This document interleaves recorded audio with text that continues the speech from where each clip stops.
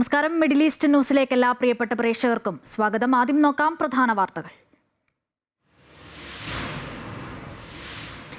ഈ വർഷത്തെ ഹജ്ജ് കർമ്മങ്ങൾക്ക് നാളെ തുടക്കം. ഇന്ത്യയിൽ നിന്നും പുണ്യഭൂമിയിൽ ഹജ്ജ് നിർവഹിക്കാനെത്തുന്നത് 1,75,000-ഓളം തീർത്ഥാടകർ.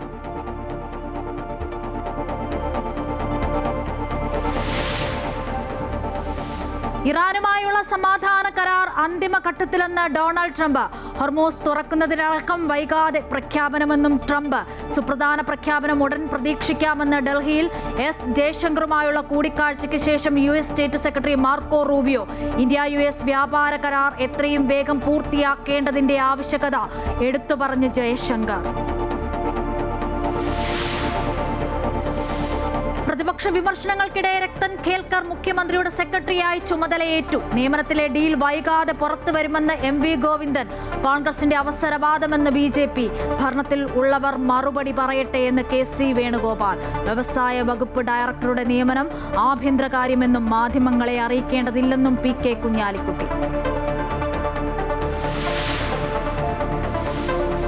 പിണറായി വിജയന്റെ ഗൺമാൻമാർ യൂത്ത് കോൺഗ്രസുകാരെ തല്ലിച്ചതച്ച കേസിൽ ADGP MR അജിത് കുമാറിന് കുരുക്കുമുറുകുന്നു.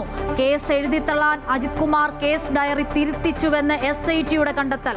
വയനാട് ദുരന്തം മറയാക്കിയെന്നും റിപ്പോർട്ട്. UDF അധികാരമേറ്റ് 6ാം നാൾ. മുൻമന്ത്രി റോഷി അഗസ്റ്റിനെതിരെ വിജിലൻസ് അന്വേഷണം. നടപടി മലങ്കര ടൂറിസം പദ്ധതിയിലെ 112 കോടി രൂപയുടെ ക്രമക്കേട് പരാതിയിൽ. പദ്ധതി നടപ്പിലാക്കിയത് PPP മാതൃകയിൽ സുതാര്യമായെന്നും അന്വേഷണത്തെ സ്വാഗതം ചെയ്യുന്നുവെന്നും റോഷി അഗസ്റ്റിൻ. CBSE +2 മൂല്യനിർണ്ണയ പ്രതിസന്ധിയിൽ ഇടപെട്ട് കേന്ദ്ര വിദ്യാഭ്യാസ മന്ത്രി. പോർട്ടലിന്റെ സാങ്കേതിക തകരാർ പരിഹരിക്കാൻ മദ്രാസ് IITയിൽ നിന്നുമുള്ള വിദഗ്ധ സംഘത്തെ നിയോഗിച്ചു. CBSEയിൽ നിന്നും റിപ്പോർട്ട് തേടി. ഉത്തരവാദികളായ ഉദ്യോഗസ്ഥർക്കെതിരെ നടപടിയുണ്ടായേക്കും. ഫീസ് അടച്ചിട്ടും നിരവധി വിദ്യാർത്ഥികൾക്ക് ഇനിയും ഉത്തരക്കടലാസിന്റെ പകർപ്പ് കിട്ടിയില്ല. അധികമായി ഈടാക്കിയ ഫീസ് തിരിച്ചു നൽകുമെന്ന് CBSE. വിസ തട്ടിപ്പിൽ മലയാളി യുവാക്കൾ സൗദി അറേബ്യയിൽ കുടുങ്ങിയതായി പരാതി. പത്തനംതിട്ട ചിറ്റാർ വയ്യാറ്റുപുഴ സ്വദേശികളായ 2 യുവാക്കളാണ് റിയാദിൽ ദുരിതത്തിൽ. അമേരിക്കൻ കമ്പനിയായ അരാംകോയിൽ ജോലി വാഗ്ദാനം ചെയ്ത് ലക്ഷങ്ങൾ തട്ടിയതിനു ശേഷം ലേബർ ക്യാമ്പിൽ തടങ്കലാക്കിയെന്ന് സൂചന. പ്രവാസി മന്ത്രാലയത്തിന് പരാതി നൽകി കുടുംബം.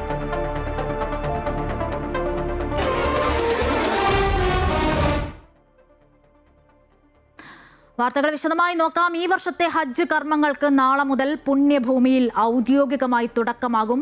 ഇന്ത്യയിൽ നിന്നും ഇത്തവണ 1,75,000-ഓളം തീർത്ഥാടകരാണ് ഹജ്ജ് നിർവഹിക്കാനായി എത്തുന്നത്. ഹജ്ജിന്റെ പ്രധാന ചടങ്ങുകൾക്കായി ഞായറാഴ്ച രാത്രി മുതൽ തന്നെ തീർത്ഥാടകരെ പ്രത്യേക ബസ് മാർഗം മിനായിലെ കൂടാര നഗരിയിലേക്ക് എത്തിച്ചു തുടങ്ങിയിട്ടുണ്ട്.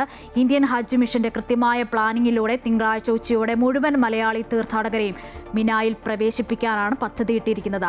തീർത്ഥാടകർക്ക് ആവശ്യമായ എല്ലാവിധ സഹായങ്ങളും സുരക്ഷയും ഉറപ്പാക്കാൻ വിവിധ സർക്കാർ മേഖലകളിൽ നിന്നുമുള്ള ഔദ്യോഗിക വളണ്ടിയർ സംഘം സജീവമായിട്ടുണ്ട്. കൂടാതെ ഇത്തവണ പുരുഷ തുണയില്ലാത്ത ഹജ്ജിനെത്തിയ 5300 വനിതാ തീർത്ഥാടകർക്കായി നാട്ടിൽ നിന്നെത്തിയ വനിതാ വോളണ്ടിയർമാരുടെ പ്രത്യേക സേവനവും ലഭ്യമാക്കിയിട്ടുണ്ട്. മക്കയിലെത്തിയ Indian ambassador doctor Suhail Ajaz Khan, consular general Fahad Ahmed Khan Suri എന്നിവർ മക്കയിലെ ഹജ്ജ് ക്യാമ്പുകളും ക്ലിനിക്കുകളും സന്ദർശിച്ച് ഒരുക്കങ്ങൾ നേരിട്ട് വിലയിരുത്തുകയും കർണാടക ഹജ്ജ് മന്ത്രി റഹീം ഖാനുമായി കൂടിക്കാഴ്ച നടത്തി മുന്നൊരുക്കങ്ങൾ വിശദീകരിക്കുകയും ചെയ്തു. ഒരു മാസത്തിനിടെ ഹജ്ജ് തീർത്ഥാടകർക്ക് 6.5 ലക്ഷത്തിലേറെ ആരോഗ്യ സേവനങ്ങൾ നൽകിയതായി സൗദി ആരോഗ്യ മന്ത്രാലയം. ദുൽഖദ 1 മുതൽ ദുൽഹജ്ജ് 5 വരെയുള്ള കാലത്ത് തീർത്ഥാടകർക്ക് 6,55,983 ആരോഗ്യ സേവനങ്ങളാണ് നൽകിയത്. ആരോഗ്യ മന്ത്രാലയത്തിന്റെ ഡാറ്റ പ്രകാരം ആകെ 36,159 ഹാജിമാർക്ക് ഹെൽത്ത് സെന്ററുകളിൽ നിന്നും എമർജൻസി കെയർ സെന്ററുകളിൽ നിന്നും ചികിത്സ ലഭിച്ചു. എമർജൻസി വിഭാഗങ്ങളിൽ 24,481 ഹാജിമാരെ സ്വീകരിച്ച് ചികിത്സകൾ നൽകി. അത്യുഷ്ണം മൂലമുള്ള ആരോഗ്യ പ്രശ്നങ്ങൾ നേരിട്ട 15 പേർക്ക് മെഡിക്കൽ ടീമുകൾ ഉടനടി കാര്യക്ഷമമാക്കി ചികിത്സ നൽകിയതായും സൗദി അറിയിക്കുന്നു. തീർത്ഥാടകരുടെ ആരോഗ്യം വർദ്ധിപ്പിക്കാൻ സഹായിക്കുന്ന നിലയ്ക്ക് 2,89,700-ലേറെ പ്രതിരോധ ചികിത്സാ സേവനങ്ങൾ നൽകിയതായിട്ടും കണക്കുകൾ സൂചിപ്പിക്കുന്നു. ഇറാൻ അമേരിക്ക സമാധാന കരാർ ഉടനുണ്ടാകുമെന്ന് സൂചന നൽകിയ American state secretary Marco Rubio ഡൽഹിയിൽ വിദേശകാര്യമന്ത്രി എസ് ജയശങ്കറുമായുള്ള കൂടിക്കാഴ്ചയ്ക്ക് ശേഷമായിരുന്നു പ്രതികരണം. പ്രതിരോധ ഊർജ്ജ മേഖലകളിൽ ഇന്ത്യയും അമേരിക്കയും തമ്മിലുള്ള സഹകരണം, പശ്ചിമേഷ്യൻ സംഘർഷം ഉൾപ്പെടെ നിരവധി വിഷയങ്ങൾ കൂടിക്കാഴ്ചയിൽ ചർച്ചയായി. 4 ദിവസത്തെ സന്ദർശനത്തിനായി ഇന്ത്യയിലെത്തിയ American state secretary Marco Rubio ഡൽഹിയിൽ വിദേശകാര്യമന്ത്രി എസ് ജയശങ്കറുമായി കൂടിക്കാഴ്ച നടത്തി. തുടർന്നുള്ള സംയുക്ത സമ്മേളനത്തിലാണ് അമേരിക്ക ഇറാൻ സമാധാന കരാർ ഉടനുണ്ടാകുമെന്ന സൂചന മാർക്കോ റൂബിയോ നൽകിയത്. അമേരിക്കൻ പ്രസിഡന്റ് ഇത് സംബന്ധിച്ച പ്രഖ്യാപനം വരും മണിക്കൂറുകളിൽ നടത്തുമെന്നും ഇറാൻ ഒരിക്കലും ആണവായുധങ്ങൾ സ്വന്തമാക്കിയില്ല എന്ന് ഉറപ്പുവരുത്തുമെന്നും മാർക്കോ റൂബിയോ പറഞ്ഞു. Iran situation, there'll be, I believe, maybe more news coming out a little bit later today on this topic, and I'll leave it to the president to make further announcements on it. Suffice it to say that some progress has been made, significant progress, although not final progress has been made. ഇരു രാജ്യങ്ങൾക്കും ഗുണകരമാകുന്ന രീതിയിൽ ഇന്ത്യ-US വ്യാപാര കരാർ പ്രാവർത്തികമാകുമെന്നും Marco Rubio വ്യക്തമാക്കി. അമേരിക്കയിൽ നിന്നുള്ള ഇന്ത്യയുടെ ഊർജ്ജ ഇറക്കുമതിയിൽ ഗണ്യമായ വർധനവുണ്ടായിട്ടുണ്ടെന്ന് വിദേശകാര്യമന്ത്രി എസ് ജയശങ്കർ പറഞ്ഞു. പ്രതിരോധ സുരക്ഷാ കാര്യത്തിൽ പുതുക്കിയ കരാർ ഇരു രാജ്യങ്ങളും തമ്മിലുള്ള സഹകരണം കൂടുതൽ ശക്തമാക്കുമെന്നും അദ്ദേഹം പറഞ്ഞു. In terms of the political understanding between India and the United States, I think we have a strategic partnership which emanates from a convergence of national interests in many areas. Indo Pacific മേഖലയുടെ സുരക്ഷ, പശ്ചിമേഷ്യൻ സംഘർഷത്തെ തുടർന്നുണ്ടായ പ്രതിസന്ധി, visa ചട്ടങ്ങൾ തുടങ്ങിയ നിരവധി വിഷയങ്ങൾ കൂടിക്കാഴ്ചയിൽ ചർച്ചയായി. കഴിഞ്ഞ ദിവസം പ്രധാനമന്ത്രി നരേന്ദ്രമോദിയുമായി മാർക്കോ റൂബിയോ കൂടിക്കാഴ്ച നടത്തിയിരുന്നു. അമൃത ന്യൂസ്, ന്യൂഡൽഹി. പശ്ചിമേഷ്യൻ സംഘർഷം നിർണായക വഴിത്തിരിവിലേക്കെന്ന സൂചന, ചർച്ചയിൽ പുരോഗതിയുണ്ടെന്ന പ്രതികരണവുമായി അമേരിക്ക രംഗത്തെത്തി. പരസ്യ പ്രസ്താവനകളും പരസ്പര വിരുദ്ധ നിലപാടുകളും ധാരണയെ ബാധിക്കുമോ എന്ന ആശങ്കയുണ്ട്. ഇന്നലെ നടന്ന ടെലിഫോൺ ചർച്ചകളിൽ സൗദി, ഖത്തർ, UAE, ജോർദാൻ, തുർക്കി എന്നീ രാജ്യങ്ങൾ പങ്കെടുത്തിരുന്നു. അതിനിടെ അമേരിക്കയും ഇറാനും തമ്മിലുള്ള ധാരണകൾ ഇസ്രായേലിനും ബാധകമെന്ന് വ്യക്തമാക്കി ഇറാനും രംഗത്ത് വന്നു. ലോകം അക്ഷമയോടെ കാത്തിരിക്കുന്ന പശ്ചിമേഷ്യൻ സമാധാന കരാറിന്റെ പ്രഖ്യാപനം ഉടനുണ്ടായേക്കുമെന്ന് സൂചന. ഇറാനുമായി 3 മാസമായി തുടരുന്ന യുദ്ധം അവസാനിപ്പിക്കുന്നതിനുള്ള ചർച്ചകൾ അന്തിമഘട്ടത്തിലാണെന്ന് US പ്രസിഡന്റ് ഡൊണാൾഡ് ട്രംപ് കഴിഞ്ഞ ദിവസം വ്യക്തമാക്കിയിരുന്നു. പാകിസ്ഥാന്റെ മധ്യസ്ഥതയിൽ നടക്കുന്ന ചർച്ചകളിൽ വലിയ പുരോഗതിയുണ്ടായതായി ഇരു രാജ്യങ്ങളും സമ്മതിക്കുന്നുണ്ടെന്നാണ് റിപ്പോർട്ടുകൾ. എന്നാൽ സമാധാനത്തിനും ഒപ്പം ശക്തമായ സൈനിക നടപടിക്കുമുള്ള സാധ്യതകൾ ഒരുപോലെ നിലനിൽക്കുന്നുണ്ടെന്നും ട്രംപിന്റെ പുതിയ പ്രസ്താവനകളിൽ സൂചിപ്പിക്കുന്നു. തന്ത്രപ്രധാനമായ ഹോർമുസ് കടലിടുക്ക് തുറക്കുന്നതുൾപ്പെടെ കാര്യങ്ങളിൽ വൈകാതെ പ്രഖ്യാപനമുണ്ടാകുമെന്ന് ട്രംപ് പറയുമ്പോഴും ഹോർമുസിന്റെ കാര്യത്തിൽ അന്തിമ ധാരണയില്ലെന്നാണ് ഇറാനിയൻ വാർത്താ ഏജൻസികൾ വ്യക്തമാക്കുന്നത്. കഴിഞ്ഞ ദിവസം മാധ്യമങ്ങൾക്ക് നൽകിയ അഭിമുഖത്തിലാണ് ഇരു രാജ്യങ്ങളും തമ്മിലുള്ള ചർച്ചയിൽ വലിയ പുരോഗതി ഉണ്ടായതായി ട്രംപ് വെളിപ്പെടുത്തിയത്. നിലവിലെ ചർച്ചകൾ ഒരു അന്തിമ സമാധാന കരാറിലേക്ക് വളരെ വേഗത്തിൽ അടുക്കുകയാണെന്ന് അദ്ദേഹം അവകാശപ്പെട്ടു. ഈ കരാറിലൂടെ ഇറാന്റെ കൈവശമുള്ള സമ്പുഷ്ടീകരിച്ച യുറേനിയം സുരക്ഷിതമായ രീതിയിൽ കൈകാര്യം ചെയ്യാനും ഇറാൻ ആണവായുധം നിർമ്മിക്കുന്നത് പൂർണ്ണമായും തടയാനും സാധിക്കും. നിർണായകമെന്ന് സൂചിപ്പിക്കുന്ന റിപ്പോർട്ടുകൾക്കിടെ എല്ലാ കാര്യങ്ങളും ഉൾപ്പെടുത്തിയാൽ മാത്രമേ കരാറിൽ ഒപ്പുവെക്കൂ എന്ന കർശന നിലപാടിലാണ് അമേരിക്ക. പാകിസ്ഥാന്റെ മധ്യസ്ഥതയിൽ നടക്കുന്ന ഈ ചർച്ചകളിൽ അനുകൂലമായ പുരോഗതിയുണ്ടെന്ന് അമേരിക്കയും ഇറാനും ഒരുപോലെ സമ്മതിക്കുന്നുമുണ്ട്. അതേസമയം അമേരിക്കയും ഇറാനും തമ്മിലുള്ള ധാരണകൾ ഇസ്രായേലിനും ബാധകമെന്ന് വ്യക്തമാക്കി ഇറാനും രംഗത്തെത്തി. News desk, Amrita news. പ്രതിപക്ഷ വിമർശനങ്ങൾക്കിടെ രത്തൻ ഖേൽക്കർ മുഖ്യമന്ത്രിയുടെ സെക്രട്ടറിയായി ചുമതലയേറ്റു. അവധി ദിവസമായിട്ടും ഇന്ന് തന്നെ ചുമതലയേറ്റത് മുഖ്യമന്ത്രിയുടെ നിർദ്ദേശപ്രകാരമാണ്. മുഖ്യമന്ത്രിയുടെ സെക്രട്ടറിയായി സംസ്ഥാനത്തെ മുഖ്യ തെരഞ്ഞെടുപ്പ് ഓഫീസറായിരുന്ന രത്തൻ ഖേൽക്കറെ നിയമിച്ചതിൽ കോൺഗ്രസിനെതിരെ രൂക്ഷ വിമർശനവുമായി BJP രംഗത്തെത്തി.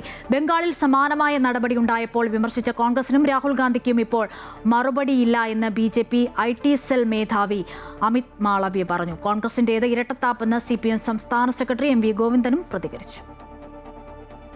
കേരളത്തിൽ മുഖ്യമന്ത്രിയുടെ സെക്രട്ടറിയായി രത്തൻ ഖേൽക്കറുടെ നിയമനത്തിൽ രാഹുൽ ഗാന്ധിയുടെ നിലപാട് ചോദ്യം ചെയ്യുകയാണ് BJP ദേശീയ നേതൃത്വം.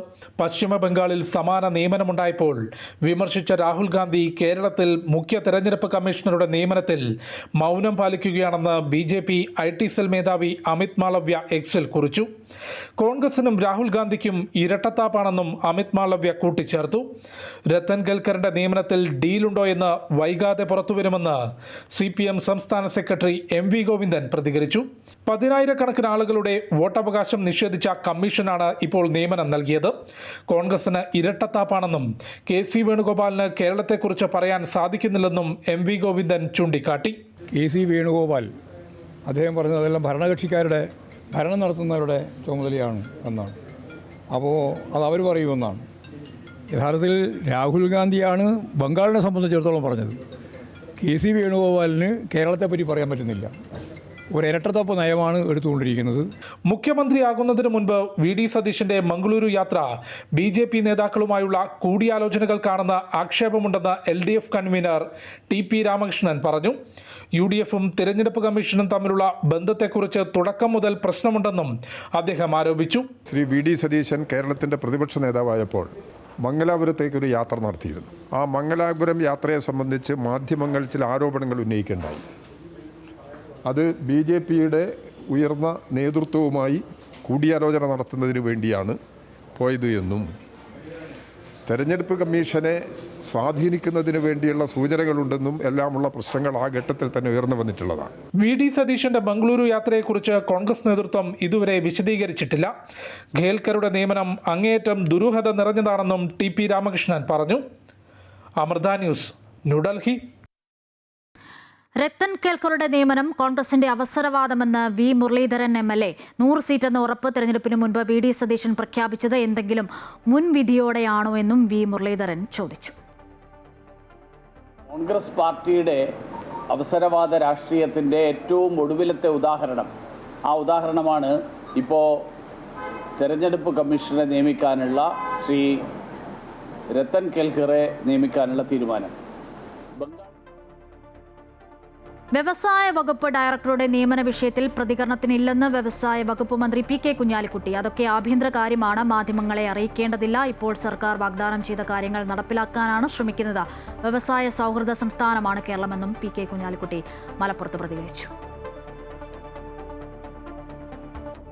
വിവാദ രക്ഷാപ്രവർത്തന കേസിൽ ADGP MR അജിത് കുമാറിന് കുരുക്ക് മുറുകുന്നു. കേസ് എഴുതിത്തള്ളാൻ അജിത് കുമാർ കേസ് ഡയറി തിരുത്തിച്ചു എന്നതാണ് SITയുടെ കണ്ടെത്തൽ. ഇതിനായി 2024 വയനാട് ദുരന്തത്തെ മറയാക്കിയെന്നും റിപ്പോർട്ടുണ്ട്. മാധ്യമങ്ങൾ ദുരന്തം ചർച്ച ചെയ്യുന്ന സമയത്ത് തന്നെ കേസ് അവസാനിപ്പിക്കാനായി അന്വേഷണ ഉദ്യോഗസ്ഥരെ 3 ദിവസം തിരുവനന്തപുരത്തേക്ക് വിളിച്ചു വരുത്തിയെന്നും റിപ്പോർട്ട് തിരുത്തിച്ചുവെന്നും കണ്ടെത്തൽ. മുൻ അന്വേഷണ ഉദ്യോഗസ്ഥരുടെ മൊഴിയിലും റിപ്പോർട്ടിലുമാണ് ഞെട്ടിക്കുന്ന കണ്ടെത്തൽ. അജിത് കുമാറിനെതിരെ പ്രത്യേക സംഘം DGPക്ക് റിപ്പോർട്ട് നൽകും. ലോകം മുഴുവൻ കണ്ട ഈ മർദ്ദനത്തിന് തെളിവില്ലെന്നും ദൃശ്യങ്ങളില്ലെന്നുമായിരുന്നു പിണറായി സർക്കാരിന്റെ അന്വേഷണ സംഘം കണ്ടെത്തിയത്. ഇത് സംബന്ധിച്ച റിപ്പോർട്ട് സമർപ്പിച്ചത് 2024 ഓഗസ്റ്റ് 16-നാണ്. അതായത് മുണ്ടക്കൈ ചൂരൽമല ദുരന്തത്തിന്റെ 17-ാം നാൾ. ക്രമസമാധാന ADGP ആയിരുന്ന MR അജിത് കുമാറിന്റെ സമ്മർദ്ദം കൊണ്ടാണ് ആ സമയത്ത് റിപ്പോർട്ട് സമർപ്പിച്ചതെന്നാണ് SITയുടെ കണ്ടെത്തൽ. വയനാട് ദുരന്തത്തിൽ രക്ഷാപ്രവർത്തനത്തിന്റെ മേൽനോട്ട ചുമതല അജിത് കുമാറിനായിരുന്നു. ഈ സമയത്താണ് അജിത് കുമാർ അന്വേഷണ ഉദ്യോഗസ്ഥരെ തിരുവനന്തപുരത്തുള്ള തന്റെ ഓഫീസിലേക്ക് വിളിപ്പിച്ചത്. അതേസമയം തന്നെ അജിത് കുമാർ തിരുവനന്തപുരത്തെത്തി. ഗൺമാന്മാരെ കുറ്റവിമുക്തരാക്കി എത്രയും വേഗം കോടതിയിൽ റിപ്പോർട്ട് നൽകണമെന്നും ഇപ്പോൾ നൽകിയാൽ മാധ്യമങ്ങളൊന്നും അറിയില്ല എന്നും നിർദ്ദേശിച്ചു. തെളിവുകൾ എതിരാണെന്നും ഇനിയും അന്വേഷിക്കാനുണ്ടെന്നും ഉദ്യോഗസ്ഥർ നിലപാടെടുത്തതോടെ അദ്ദേഹത്തിന്റെ ഓഫീസിലിരുത്തി റിപ്പോർട്ട് തിരുത്തിച്ചു. ഓഗസ്റ്റ് 13, 14, 15 തീയതികളിൽ തിരുവനന്തപുരത്ത് താമസിപ്പിച്ച റിപ്പോർട്ട് തിരുത്തിയെഴുതിയതിനു ശേഷമാണ് ആലപ്പുഴയിലേക്ക് മടക്കിയത്. തെളിവുണ്ടെന്ന് വിശദീകരിക്കുന്ന അന്വേഷണ റിപ്പോർട്ട് ഒഴിവാക്കി പരാതിക്കാർ മർദ്ദന ദൃശ്യങ്ങൾ ഹാജരാക്കിയില്ല, ഗൺമാന്മാർ ചെയ്തത് ഔദ്യോഗിക കൃത്യനിർവഹണം മാത്രം, ജോലിയുടെ ഭാഗമായി ചെയ്യുന്ന കാര്യങ്ങൾക്ക് പോലീസ് ഉദ്യോഗസ്ഥർക്കെതിരെ കേസെടുക്കരുതെന്ന് നിയമമുണ്ടെന്നും എഴുതി ചേർത്തു. അങ്ങനെയാണ് കേസ് എഴുതിത്തള്ളാനുള്ള റിപ്പോർട്ട് കോടതിയിൽ നൽകേണ്ടി വന്നതെന്നാണ് അന്നത്തെ ഉദ്യോഗസ്ഥരുടെ മൊഴി. തിരുത്തിയ റിപ്പോർട്ടും തിരുത്താത്ത റിപ്പോർട്ടും SITയുടെ പക്കലുണ്ട്. ഇതോടെ അജിത് കുമാറിനെതിരെ നടപടിക്ക് ശുപാർശ ചെയ്ത് SIT DGPക്ക് റിപ്പോർട്ട് നൽകിയേക്കും. അമൃത ന്യൂസ്, തിരുവനന്തപുരം. മുൻമന്ത്രി റോഷി അഗസ്റ്റിനെതിരെ വിജിലൻസ് അന്വേഷണം. മലങ്കര ടൂറിസം പദ്ധതിയുമായി ബന്ധപ്പെട്ട് 112 കോടി രൂപയുടെ ക്രമക്കേട് നടത്തിയെന്ന പരാതിയിലാണ് അന്വേഷണം. UDF സർക്കാർ അധികാരമേറ്റ് 6-ാം നാളാണ് റോഷിക്കെതിരായ അന്വേഷണത്തിന് ഉത്തരവിട്ടത്. ഇടുക്കി വിജിലൻസ് DYSPക്കാണ് അന്വേഷണ ചുമതല. FSIT redefine destination private limited എന്ന കമ്പനിക്കാണ് മലങ്കര ടൂറിസം പദ്ധതിക്കുള്ള കരാർ നൽകിയത്. ഇതിൽ ക്രമക്കേട് നടന്നുവെന്നാണ് ആരോപണം. മുട്ടം സ്വദേശി ബേബി ജോസഫാണ് പരാതിക്കാരൻ. ടെൻഡർ നടപടികൾ സുതാര്യമായിരുന്നില്ല. 30 വർഷത്തേക്ക് ജലാശയം സ്വകാര്യ ഏജൻസിക്ക് പാട്ടത്തിന് നൽകി. പദ്ധതി ലാഭത്തിന്റെ 3.5% മാത്രം സർക്കാർ ലഭിക്കുന്ന രീതിയിലാണ് കരാർ തയ്യാറാക്കിയിരിക്കുന്നത്. ബാക്കി 96.5% സ്വകാര്യ ഏജൻസിക്ക് ലഭിക്കും. ടെൻഡർ വിളിച്ചതിന് ശേഷം രൂപീകരിച്ച ഒരു കടലാസ് കമ്പനിക്കാണ് കരാർ നൽകിയതെന്നും ഈ കമ്പനി മാത്രമാണ് ടെൻഡറിൽ പങ്കെടുത്തതെങ്കിലും റീടെൻഡർ വിളിക്കാൻ സർക്കാർ തയ്യാറായില്ലെന്നും ആരോപണമുണ്ട്. കഴിഞ്ഞ സർക്കാരിൻ്റെ കാലത്താണ് ഈ പരാതി ഉയർന്നു വന്നത്. എന്നാൽ അന്ന് അന്വേഷണം ഒന്നും തന്നെ ഉണ്ടായില്ല. തനിക്കെതിരെയുള്ള ആരോപണങ്ങൾ നിഷേധിച്ച മുൻമന്ത്രി റോഷി അഗസ്റ്റിൻ രംഗത്ത് വരികയും ചെയ്തു. സർക്കാർ മാറിയതോടെയാണ് ഈ പരാതിയിൽ അന്വേഷണം നടക്കുന്നത്. അന്വേഷണത്തിന്റെ ആദ്യഘട്ടമായി പരാതിക്കാരനായ ബേബി ജോസഫിന്റെ മൊഴി വിജിലൻസ് രേഖപ്പെടുത്തും. തുടർന്ന് പരാതിയുമായി ബന്ധപ്പെട്ട ഫയലുകളും രേഖകളും പരിശോധിക്കും. ആരോപണങ്ങളിൽ കഴമ്പുണ്ടെന്ന് കണ്ടെത്തിയാൽ എഫ്ഐആർ രജിസ്റ്റർ ചെയ്ത് മന്ത്രിയെയും ഉദ്യോഗസ്ഥരെയും പ്രതി ചേർക്കുന്ന ഉൾപ്പെടെയുള്ള നടപടികളിലേക്ക് വിജിലൻസ് കടക്കും. അമൃത ന്യൂസ്, തിരുവനന്തപുരം. അന്വേഷണത്തെ സ്വാഗതം ചെയ്യുന്നുവെന്ന് മുൻ മന്ത്രി റോഷി അഗസ്റ്റിൻ അമൃത ന്യൂസിനോട് ഒരു തരത്തിലുമുള്ള ആശങ്കയില്ലെന്നും നടപടിക്രമങ്ങൾ പാലിച്ചാണ് ടെൻഡർ വിളിച്ചതെന്നും റോഷി അഗസ്റ്റിൻ പറഞ്ഞു. അപ്പോൾ ഒരു ആക്ഷേപങ്ങളോ പരാതിയൊക്കെ ഉണ്ടായാൽ പിന്നെ പരാതിയിൽ അന്വേഷിക്കാമല്ലോ. അന്വേഷണം ഏതായാലും ആവശ്യമാണ്.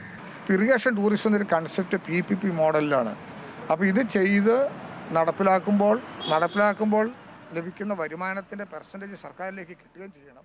CBSE +2 പുനർമൂല്യനിർണ്ണയത്തിലെ പ്രശ്നങ്ങളിൽ റിപ്പോർട്ട് തേടി കേന്ദ്ര വിദ്യാഭ്യാസ മന്ത്രാലയം. സാങ്കേതിക പിഴവ്, വിദ്യാർത്ഥികൾ നേരിടുന്ന ബുദ്ധിമുട്ടുകൾ സംബന്ധിച്ച് വിശദമായ റിപ്പോർട്ട് നൽകാൻ കേന്ദ്ര വിദ്യാഭ്യാസ മന്ത്രി ധർമ്മേന്ദ്ര പ്രധാൻ ആവശ്യപ്പെട്ടു. വെബ്സൈറ്റിലെ തകരാറ് കാരണം ഈടാക്കിയ അധിക ഫീസ് തിരിച്ചു നൽകുമെന്നും സാങ്കേതിക തകരാർ ഉടൻ പരിഹരിക്കുമെന്നും CBSE അറിയിച്ചു. CBSEയുടെ ഔദ്യോഗിക വെബ്സൈറ്റിൽ സാങ്കേതിക തകരാറിനെ തുടർന്ന് +2 പുനർമൂല്യനിർണ്ണയത്തിന് അപേക്ഷിക്കാൻ വിദ്യാർത്ഥികൾ പ്രതിസന്ധി നേരിട്ടിരുന്നു. ഇക്കാര്യം ചൂണ്ടിക്കാട്ടി പ്രധാനമന്ത്രിക്കുൾപ്പെടെ പരാതി ലഭിച്ച സാഹചര്യത്തിലാണ് വിഷയത്തിൽ കേന്ദ്ര വിദ്യാഭ്യാസ മന്ത്രി ധർമ്മേന്ദ്ര പ്രധാൻ ഇടപെട്ടത്. സാങ്കേതിക പിഴവിനെക്കുറിച്ചും വിദ്യാർത്ഥികൾ നേരിട്ട ബുദ്ധിമുട്ട് സംബന്ധിച്ചും വിശദമായ റിപ്പോർട്ട് നൽകാൻ വിദ്യാഭ്യാസ മന്ത്രി ആവശ്യപ്പെട്ടു. പ്രാഥമിക അന്വേഷണം നടത്തി നിലവിലെ പ്രശ്നങ്ങൾക്ക് ഉത്തരവാദികളായ ഉദ്യോഗസ്ഥർക്കെതിരെയും വെബ്സൈറ്റ് കൈകാര്യം ചെയ്യുന്ന ഏജൻസിക്കെതിരെയും നടപടി സ്വീകരിച്ചേക്കും.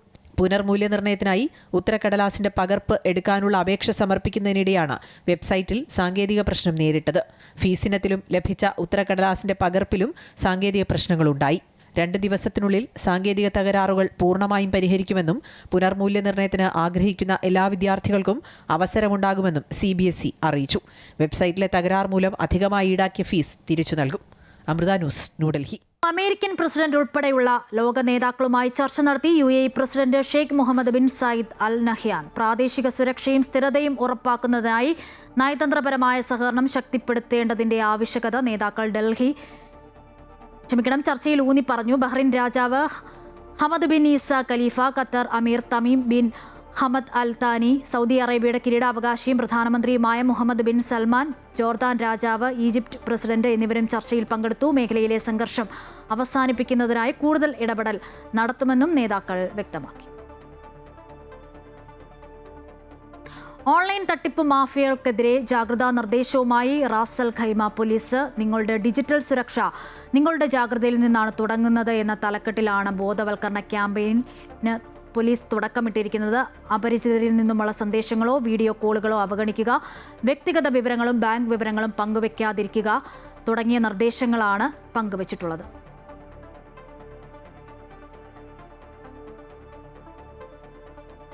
യാത്രയുടെ തുടക്കത്തിലും അവസാനത്തിലും ഒരേ പേയ്മെന്റ് രീതി ഉപയോഗിക്കണമെന്ന് റിയാദ് പബ്ലിക് ട്രാൻസ്പോർട്ട് അതോറിറ്റി പൊതുഗതാഗത ഉപയോക്താക്കളോട് അഭ്യർത്ഥിച്ചു. പേയ്മെന്റ് രീതികൾ മാറ്റുന്നത് യാത്രയ്ക്ക് 2 വ്യത്യസ്ത ഇടപാടുകളായി നിരക്ക് ഈടാക്കുന്നതിന് കാരണമാകുമെന്ന് അതോറിറ്റി വ്യക്തമാക്കി. ബലിപ്പെരുന്നാൾ അവധിക്കാലത്ത് തലസ്ഥാന നിവാസികളുടെയും സന്ദർശകരുടെയും ആവശ്യങ്ങൾ നിറവേറ്റുന്ന സമഗ്രമായ ഗതാഗത സേവനങ്ങൾ ഉറപ്പാക്കാനായി ഈ മാസം 26 മുതൽ മെയ് 30 വരെയുള്ള ദിവസങ്ങളിൽ മെട്രോ അടക്കമുള്ള പൊതുഗതാഗത സംവിധാനങ്ങളുടെ പ്രവർത്തന സമയം റിയാദ് പബ്ലിക് ട്രാൻസ്പോർട്ട് കഴിഞ്ഞ ദിവസം പ്രഖ്യാപിച്ചിരുന്നു. റിയാദ് മെട്രോ രാവിലെ 11 മുതൽ അർദ്ധരാത്രി 12 വരെ പ്രവർത്തിക്കും. റിയാദ് ബസ്സുകൾ രാവിലെ 5 മുതൽ അർദ്ധരാത്രി 12 വരെയും ഓൺ ഡിമാൻഡ് ബസ്സുകൾ രാവിലെ 10:30 മുതൽ അർദ്ധരാത്രി 12 വരെയുമാണ് പ്രവർത്തന സമയം. കുവൈറ്റിൽ വിതരണം ചെയ്യുന്ന മാംസത്തിന്റെ സുരക്ഷിതത്വവും ഗുണനിലവാരവും ഉറപ്പാക്കുന്നതിനായി കശാപ്പ് ശാലകളിൽ പരിശോധന ശക്തമാക്കി Kuwait public authority for food and nutrition. അറവുശാലകളിൽ മൃഗങ്ങളെ എത്തിക്കുന്നത് മുതൽ അവ ഉപഭോക്താക്കളുടെ കൈകളിൽ എത്തുന്നതുവരെയുള്ള ഓരോ ഘട്ടത്തിലും കർശനമായ മാനദണ്ഡങ്ങളാണ് അതോറിറ്റി നിശ്ചയിച്ചിരിക്കുന്നത്. ഇസ്ലാമിക നിയമപ്രകാരമാണ് അറവ് നടത്തുന്നതെന്ന് അധികൃതർ ഉറപ്പുവരുത്തുകയും ഇതിനുശേഷം മാംസം പൂർണ്ണമായും ആരോഗ്യകരമാണെന്നും ഉയർന്ന ഗുണനിലവാരം പുലർത്തുന്നുണ്ടെന്നും ഉറപ്പാക്കാൻ വിദഗ്ധരായ വെറ്റിനറി ഡോക്ടർമാരുടെ നേതൃത്വത്തിൽ സമഗ്രമായ പരിശോധനകൾ നടത്തും. കുവൈറ്റിൽ ഇനി മുതൽ തൊഴിലാളിയുടെ അവകാശങ്ങൾ ലംഘിക്കുന്ന സ്ഥാപനങ്ങളിൽ നിന്നും 1 വർഷം പൂർത്തിയാകുന്നതിന് മുൻപ് തൊഴിലാളിക്ക് മറ്റൊരു സ്ഥാപനത്തിലേക്ക് വിസ മാറാം. തൊഴിലാളികളുടെ അവകാശങ്ങൾ സംരക്ഷിക്കുന്നതിന്റെ ഭാഗമായാണ് മാനവശേഷി സമിതി അധികൃതർ പുതിയ തീരുമാനം പ്രഖ്യാപിച്ചത്.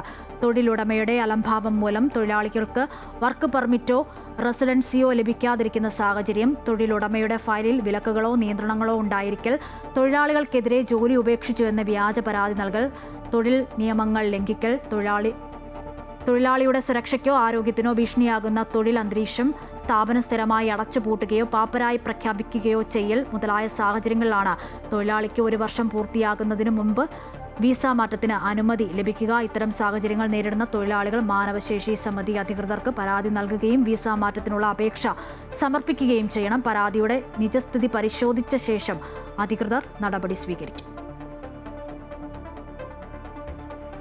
സൗദി അറേബ്യയിൽ വീണ്ടും മലയാളി യുവാക്കൾ വിസ തട്ടിപ്പിൽ കുടുങ്ങിയതായി പരാതി. പത്തനംതിട്ട ചിറ്റാർ വയ്യാറ്റുപുഴ സ്വദേശികളായ 2 യുവാക്കളാണ് റിയാദിൽ ദുരിതത്തിലായിരിക്കുന്നത്. പ്രമുഖ അമേരിക്കൻ കമ്പനിയായ അരാംകോയിൽ ജോലി വാഗ്ദാനം ചെയ്ത് ലക്ഷങ്ങൾ തട്ടിയെടുത്ത ശേഷം ഇവരെ ലേബർ ക്യാമ്പിൽ തടവിലാക്കിയെന്നാണ് വിവരം. യുവാക്കൾക്ക് കടുത്ത മർദ്ദനമേൽക്കുന്നുണ്ടെന്നും പട്ടിണിയിലാണെന്നും കാണിച്ചു കുടുംബം പ്രവാസി മന്ത്രാലയത്തിന് പരാതി നൽകി. ചിറ്റാർ വയ്യാറ്റുപുഴ ഒറ്റപ്ലാമൂട്ടിൽ ഹസീനയുടെ മകൻ ഷിയാസ് മോൻ, ബന്ധുവായ അൻഷാദ് അഷറഫ് എന്നിവരാണ് റിയാദിൽ വഞ്ചിക്കപ്പെട്ട് ദുരിതക്കയത്തിലായത്. ഹസീനയുടെ മകളുടെ ഭർത്താവായ നൌഷാദ് ജമാൽ എന്നയാളാണ് വിസ വാഗ്ദാനം ചെയ്ത് ഇവരിൽ നിന്ന് പണം വാങ്ങിയത്. പ്രമുഖ കമ്പനിയായ അരാംകോ പെട്രോളിയത്തിൽ ജോലി ശരിയാക്കി തരാമെന്ന് വിശ്വസിപ്പിച്ച് 2 പേരിൽ നിന്നുമായി 2,60,000 രൂപ ഇയാൾ കൈപ്പറ്റി. തുടർന്ന് മുംബൈ വഴി റിയാദിലേക്ക് തിരിക്കുന്നതിനിടെ ഫോർമാലിറ്റിയുടെ ഭാഗമെന്ന് പറഞ്ഞ ചില പേപ്പറുകളിൽ ഇവർ ഒപ്പിട്ടു വാങ്ങിയിരുന്നു. എന്നാൽ റിയാദിലെത്തിയപ്പോഴാണ് തങ്ങൾ വഞ്ചിക്കപ്പെടുകയായിരുന്നുവെന്ന് യുവാക്കൾ തിരിച്ചറിഞ്ഞത്. അവിടുത്തെ ഏജൻറ്റ് അവിടുത്തെ ഓഫീസിൽ ചെന്നപ്പോൾ അവർ പറഞ്ഞു ഇത് കുറച്ച് പേപ്പറിൽ സൈൻ ഇടാൻ പറഞ്ഞു. അപ്പോൾ ഞങ്ങൾ പറഞ്ഞു ഞങ്ങൾക്കത് വായിച്ച് നോക്കണമെന്ന് പറഞ്ഞപ്പോൾ അവർ വായിക്കാൻ തരത്തില്ലെന്ന് പറഞ്ഞു. അപ്പോൾ ഞങ്ങൾ ഏജൻറ്റായ നൗഷാദിനെയും അതുപോലെ അഖിലിനെയൊക്കെ വിളിച്ചപ്പോൾ അവർ പറഞ്ഞ് അത് പേടിക്കാനൊന്നും ഇല്ല, അതൊരു ചുമ്മാ ഒരു ഇതിനു വേണ്ടി എന്ന് പറഞ്ഞ് ഞങ്ങളെ കൊണ്ട് അവിടുന്ന് സൈൻ ഇടിയിപ്പിച്ചു. 3-ാം തീയതി റിയാദിൽ വന്നപ്പോൾ ഞങ്ങളെ വിളിക്കാൻ ആൾ വരുമെന്ന് പറഞ്ഞു. ഏതാണെന്ന് പോലും എനിക്കറിയത്തില്ല. ഞങ്ങളെ വിളിക്കാൻ വന്നത് യുപിക്കാരായിരുന്നു. യുപിക്കാരോട് ഞങ്ങൾ ചോദിച്ചപ്പോൾ പറഞ്ഞു അറാംകോ കമ്പനി അല്ലെന്ന് പറഞ്ഞു. പിന്നെ നമുക്ക് വേറെ രക്ഷയില്ല, വന്ന് പെട്ടുപോയി, എങ്ങോട്ട് പോകണമെന്ന് അറിയത്തില്ല. പിന്നെ അവരിവിടെ പോയി. പറഞ്ഞ കമ്പനിയോ ജോലിയോ ഇല്ലാതെ കരുതൽ തടങ്കൽ കേന്ദ്രത്തിന് സമാനമായ സാഹചര്യത്തിലാണ് നിലവിൽ യുവാക്കളുള്ളത്. അവിടെ മർദ്ദനമേൽക്കാറുണ്ടെന്നും ഭക്ഷണവും വെള്ളവും പോലും ലഭിക്കുന്നില്ലെന്നും യുവാക്കൾ വീട്ടിൽ വിളിച്ചറിയിച്ചു. മാലിന്യക്കൂമ്പാരത്തിൽ നിന്നാണ് നിലവിൽ ഇവർ ഭക്ഷണം കഴിക്കുന്നത് എന്നും കുടുംബം പറയുന്നു. എന്ന് വെച്ചാൽ ഇവനെ അടിക്കുകയൊക്കെ ചെയ്തപ്പോൾ കുഞ്ഞിപ്പം പട്ടിണി കിടന്ന് വേസ്റ്റ് വാരി തിന്നുന്ന ഫോട്ടോ കൂടെ ആണ് ഇട്ട് കൊടുത്തേക്കുന്നത്. അതുകൊണ്ട് ഭയങ്കര ഭക്ഷണം പോലും കൊടുക്കുന്നില്ല കുഞ്ഞിന്. ഞങ്ങളോട് വിളിച്ച് പറയും ചതിക്കപ്പെട്ടെന്ന്. അപ്പം ഞങ്ങൾ അവനോട് വിഷമം സഹിക്കാൻ പറയും, ജോലിക്ക് ഇറങ്ങാം. അപ്പോൾ ജോലിയും ശമ്പളവും ഒന്നുമില്ല. തങ്ങളുടെ മക്കളെ എത്രയും വേഗം ഈ നരകയാതനയിൽ നിന്നും രക്ഷപ്പെടുത്തി നാട്ടിലെത്തിക്കാൻ അടിയന്തര ഇടപെടൽ ഉണ്ടാകണമെന്നാവശ്യപ്പെട്ട് കുടുംബം പ്രവാസി മന്ത്രാലയത്തിന് പരാതി നൽകിയിട്ടുണ്ട്. അമൃത ന്യൂസ്, പത്തനംതിട്ട. ഷാർജയും ഒമാനെയും തമ്മിൽ ബന്ധിപ്പിക്കുന്ന ലോജിസ്റ്റിക്സ് ഇടനാഴി കൂടുതൽ ശക്തി ആർജിക്കുന്നുവെന്ന് അറിയിച്ച് ഷാർജ തുറമുഖ കസ്റ്റംസ് ഫ്രീ സോണസ്റ്റ് അതോറിറ്റി ഒമാനിൽ നിന്നും ഷാർജയിലെത്തുന്ന ചരക്ക് ട്രക്കുകൾക്ക് എമിറേറ്റിലെ ട്രക്ക് ടോൾ ഗേറ്റുകളിൽ ഇളവ് അനുവദിക്കും. ചരക്ക് ഗതാഗതം കൂടുതൽ വേഗത്തിലാക്കാനും കമ്പനികളുടെയും ഉപഭോക്താക്കളുടെയും പ്രവർത്തന ചെലവ് കുറയ്ക്കാനും ലോജിസ്റ്റിക് സേവനങ്ങളുടെ കാര്യക്ഷമത വർദ്ധിപ്പിക്കാനുമായി ഈ പുതിയ തീരുമാനം ലക്ഷ്യമിടുന്നു. ഖത്മത്ത് മലാഹ, അൽ മദാം അതിർത്തി ചെക്ക് പോസ്റ്റുകൾ വഴിയുള്ള ട്രക്കുകൾക്കാണ് ഈ ആനുകൂല്യം ലഭിക്കുക. UAE-യിലുടനീളമുള്ള തുറമുഖങ്ങൾ, ഫ്രീ സോണുകൾ, വ്യവസായ വാണിജ്യ മേഖലകൾ എന്നിവ തമ്മിലുള്ള ബന്ധം കൂടുതൽ ശക്തമാക്കുന്നതിൽ ഈ ഇടനാഴി ഏറെ പ്രാധാന്യമുള്ളതാണെന്ന് അധികൃതർ വ്യക്തമാക്കി.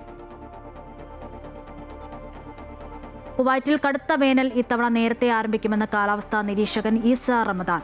മെയ് അവസാനത്തോടെ താപനിലയിൽ ഗണ്യമായ വർധനവുണ്ടാകും. പകൽ സമയങ്ങളിൽ താപനില 45 ഡിഗ്രി സെൽഷ്യസിന് മുകളിൽ നിന്നും ജൂൺ ആരംഭത്തോടെ 50 ഡിഗ്രിയിൽ എത്തുമെന്നും അദ്ദേഹം വ്യക്തമാക്കുന്നു.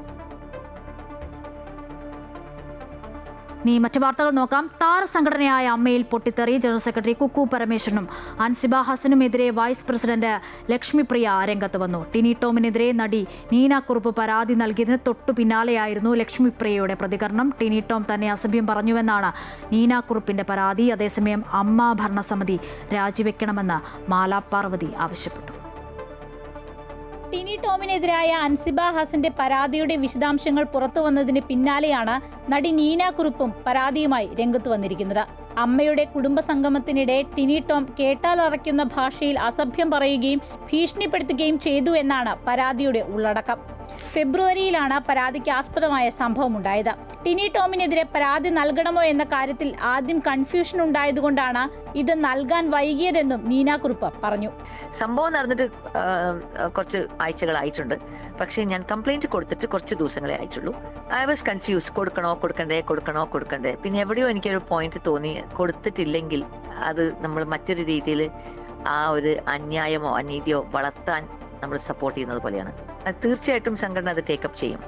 I believe in my association. Neena കുറുപ്പിന്റെ പരാതിയുടെ വിശദാംശങ്ങൾ പുറത്തു വന്നതിന് തൊട്ടു പിന്നാലെ ടിനി ടോമിനെതിരായ ആരോപണങ്ങൾ നിഷേധിച്ചുകൊണ്ട് ലക്ഷ്മി പ്രിയയും രംഗത്ത് വന്നു. നീന കുറുപ്പാണ് അസഭ്യം പറഞ്ഞതെന്ന് ലക്ഷ്മി പ്രിയ ആരോപിച്ചു. ഈ നീന കുറുപ്പിനെ ടിനി ടോം ചീത്ത വിളിക്കുകയോ കയ്യേറ്റം ചെയ്യാൻ ശ്രമിക്കുകയോ ചെയ്തിട്ടില്ല. ഞാൻ മാത്രമല്ല ആ ഹാളിലുള്ളത്, 100-150 ആൾക്കാരുണ്ട്. നീന കുറുപ്പിനെ പിടിച്ചു വെച്ച വ്യക്തി ഞാനാണ്. നീന കുറുപ്പാണ് ഈ വാക്കുകളൊക്കെ പറയുകയും ഭയങ്കര ഷൗട്ട് ചെയ്യുകയും പ്രശ്നങ്ങൾ ഉണ്ടാക്കുകയും ചെയ്തത്. ഞാൻ കണ്ടത് അതാണ്. എന്തിന് ടിനി ടോമിനെ മാറ്റി നിർത്തണം? ടിനി ടോം അൻസിബ ഹസനെ പറയുന്നത് അൻസിബ ഹസൻ കേട്ടിട്ടുണ്ടോ? എല്ലാ കഥകളുടെയും പിന്നിൽ നീന എന്ന് പറയുന്ന ഒരു പോയിന്റ് ഉണ്ടാവും. അതെന്തുകൊണ്ടാണ് അങ്ങനെ വരുന്നത്? ജനറൽ സെക്രട്ടറി കുക്കു പരമേശ്വരനെതിരെയും ലക്ഷ്മിപ്രിയ ആഞ്ഞടിച്ചു. സംഘടനയിലെ കണക്കുകൾ കൃത്യമായി മറ്റംഗങ്ങളെ ബോധിപ്പിക്കാറില്ലെന്നും ഔദ്യോഗിക മെയിലുകൾ കുക്കു പരമേശ്വരൻ ഡിലീറ്റ് ചെയ്തുവെന്നും ലക്ഷ്മി വ്യക്തമാക്കി. ഇതുവരെ ഒരു കണക്കുകളും ഞങ്ങളെ ബോധ്യപ്പെടുത്തിയിട്ടില്ല. ഈ സെക്രട്ടറി കത്തുകൾ റിമൂവ് ചെയ്യുന്നതിന് നടപടി വേണ്ടേ? ഈ സെക്രട്ടറി ഞങ്ങളുടെ സാമ്പത്തികം ദുരുപയോഗം ചെയ്യുന്നതിനെതിരെ നടപടി വേണ്ടേ? നീന കുറുപ്പ് എന്ന് പറയുന്നത് സെക്രട്ടറിയുടെ ശിങ്കിടിയാണ്. അത് ഞാൻ എവിടെ വേണമെങ്കിലും പറയും. അതേസമയം താരസംഘടനയായ അമ്മയുടെ ഭരണസമിതി രാജിവെക്കണമെന്ന് മാലാ പാർവതി ആവശ്യപ്പെട്ടു. ശ്വേതയും കുക്കു പരമേശ്വരനും 2 തട്ടിലാണെന്നും അമ്മയിലെ വിഷയങ്ങൾ സംബന്ധിച്ച് അംഗങ്ങൾക്ക് ഒരു തരത്തിലുമുള്ള വിവരവും ലഭിക്കുന്നില്ലെന്നും മാലാ പാർവതി ആരോപിച്ചു. അമൃത ന്യൂസ്, കൊച്ചി.